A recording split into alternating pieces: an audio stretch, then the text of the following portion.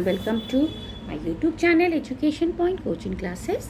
I am Shashi. Today we are going to discuss worksheet 19 subject science and class 9. हम biology में last time हमने fundamental units of life पढ़ा था. इसी का कंटिन्यूशन में today we will discuss some more about in this topic. So we know that cell is the basic functional unit of life. But what are life process and how does the cell perform? We are going to discuss today.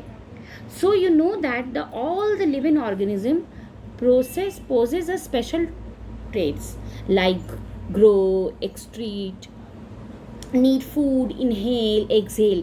तो जितने भी हमारे living organism हैं उनको अपने life में इन सब चीज़ों को परफॉर्म करते हैं. वो ग्रो होते हैं, एक्सट्रीट करते हैं, वेस्ट मटेरियल एक्सट्रीट करना, they need food, they exhale, they inhale, respiration. These are the trades of the living organism. All these necessary activity are known as इन सब को हम इन नेसेसरी एक्टिविटीज़ को we known as a life process. ठीक है.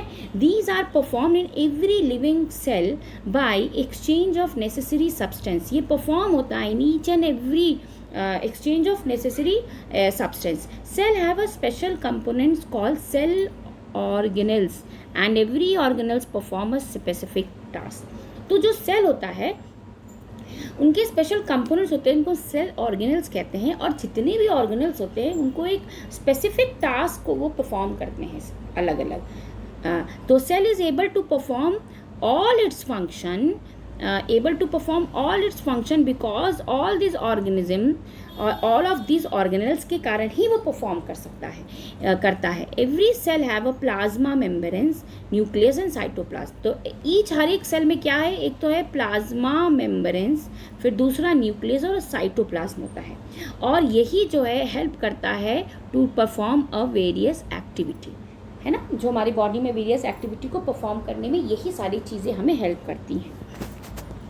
तो हम वही पढ़ने जा रहे हैं कि प्लाज्मा और सेल मेम्ब्रेन्स इनका फंक्शंस क्या है.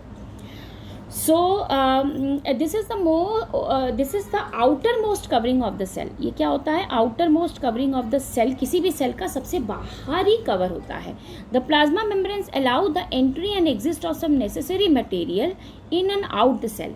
सेल के किन चीज़ों को अंदर और बाहर जाने का जो नेसेसरी मटेरियल जिनकी ज़रूरत है उनको परफॉर्म करता है, उनको अलाउ करता है कि जो ज़रूरत की मटेरियल से वो इन एंड आउट हो सके सेल के.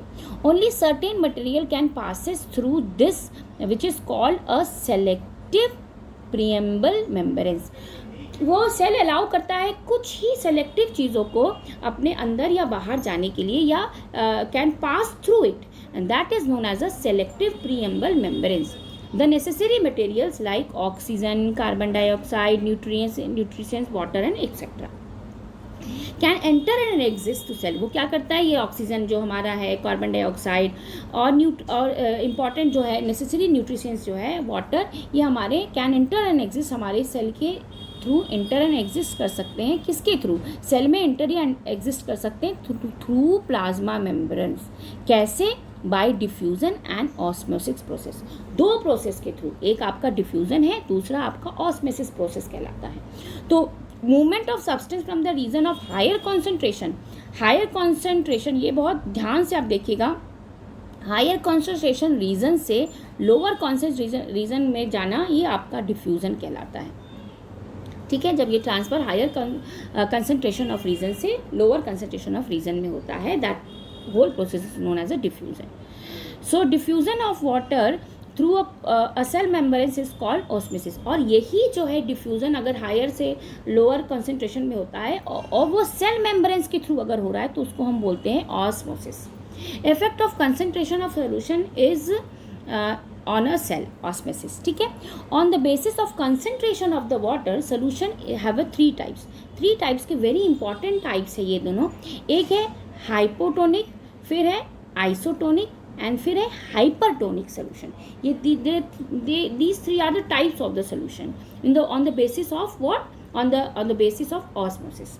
So solution that have more water than cell, अगर कोई ऐसे solution के अंदर आपका cell है जिसमें more water है than cell, तो क्या हो जाएगा, the cell swell up, जो आपका cell है वो swell up हो जाएगा, वो फूल जाएगा, increase the size, उसका size increase कर जाएगा.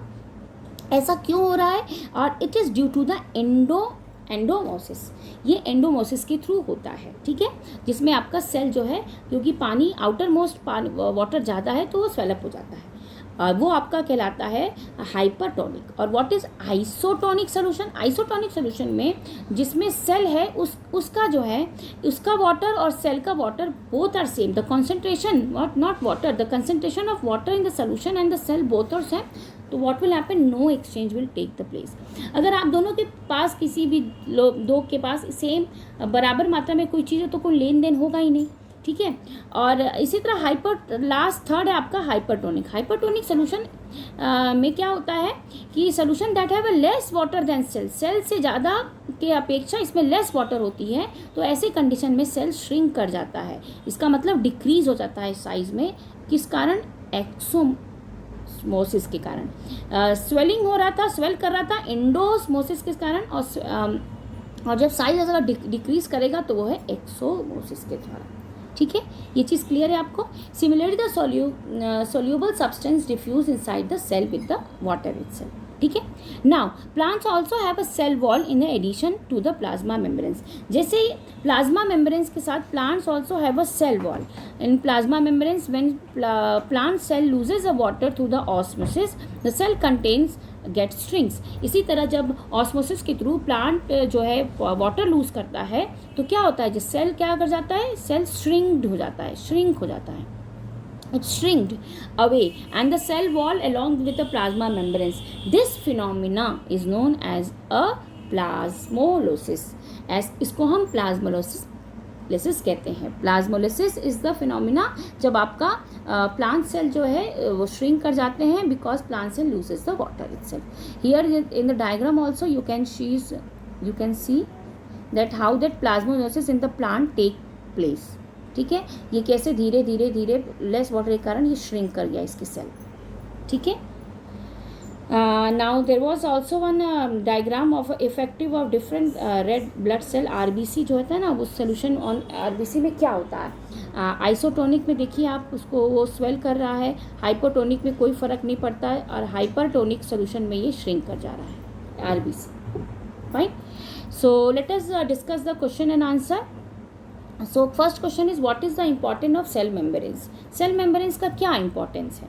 So you can see that the plasma membranes or a cell membranes or a cell membranes provides protection to the cell. हमारे सेल को प्रोटेक्ट करता है क्योंकि वो outer most membranes होता है. It also provide the fixed environment inside the cell. And the membranes have a several different function. One of the transport nutrient into the cell and also the transport toxin substance out of the cell, ठीक है. तो ये हमारे actually क्या करता है, protect करता है ये. Okay. Now let look at to the second question. Second question is that explain the plasmolysis with the diagram. अभी हमने पढ़ा था प्लाज्मोलिसिस के बारे में with the help of diagram itself. So you can get all the answer from here itself with the need diagram. Clear. So plasmolysis when the plant loses the water. Okay. Now which part of the cell is permeable. आपका कौन सा cell का part है जो permeable होता है. So that is a plasma membranes that is have a permeable, ठीक है. And last one is that what changes will occur in the region and RBC when they are placed inside the hypotonic solution and why.